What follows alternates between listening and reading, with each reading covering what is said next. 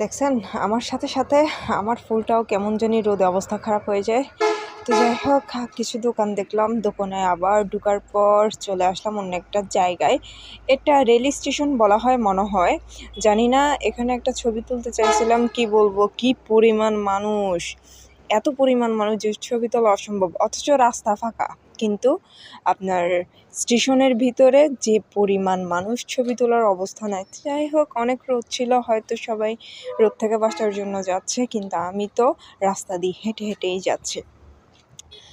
এরপর বেশিক্ষণ হাঁটতে পারলাম না, আর পুরো সিউতে হাঁটতে হাঁটতে আমার পা ব্যথা হয়ে গেছিলো, যার কারণে পুরো টানেলটা আর হাঁটা সম্ভব হলো না। যাই হোক, এই দিক দিয়ে সামনের দিক দিয়ে কিছুটা হাঁটলাম, হাঁটার পর একটু ভিডিও করলাম। ভিডিও করার পর আমার দিকে আশেপাশে অনেক মানুষ তাকাইছিল, তাই লজ্জায় আর ভিডিও করতে পারি নাই।